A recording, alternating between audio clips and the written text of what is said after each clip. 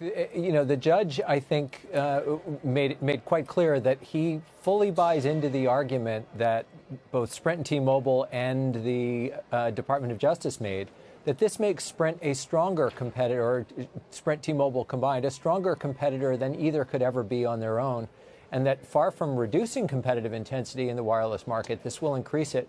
And look, that was a fairly persuasive argument from the beginning. The judge certainly agreed, and at least from a network perspective, irrespective of pricing, there's no argument at all that this will be the strongest network that Verizon and AT&T have ever competed against. You said the judge. I thought you were talking about me for a second. It's not always about you. Let me focus once again. Verizon and AT&T. All right, so it's the strongest competitor they've ever had. What does it legitimately mean for them?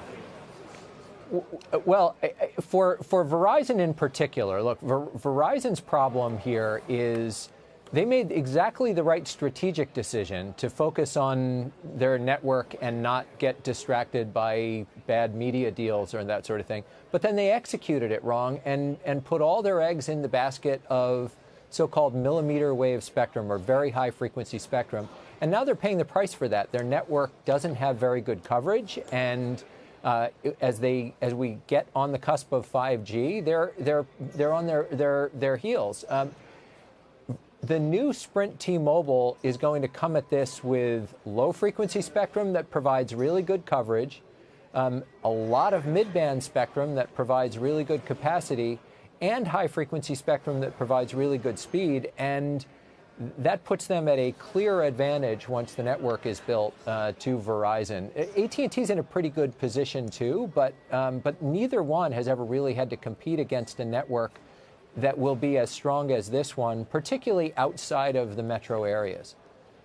Craig, do you think that all the hype behind 5G, can it and will it live up to it? Because then it has wide-spreading effects on Apple, on the chip plays, or is a lot of this a lot of hype? Because it seems to me this deal was done in large part because of 5G. Do you agree with that? And look, I've been on your network for a long time saying that expectations for 5G were just way too high. I remember a year ago on Squawk talking about whether a year from now we would have ubiquitous 5G, meaning to right now.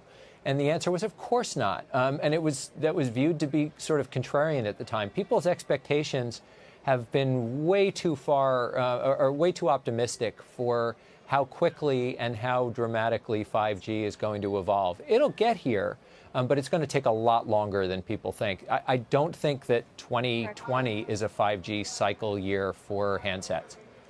So, Craig, I know we bring you on to talk about the stocks, but because of all the complaints around this deal getting done, and now that we actually are seeing 4 go to 3, what is it going to mean for consumers? Probably nothing bad. The judge, I think, again, was persuaded that the Sprint was never going to be a disciplining force for the market.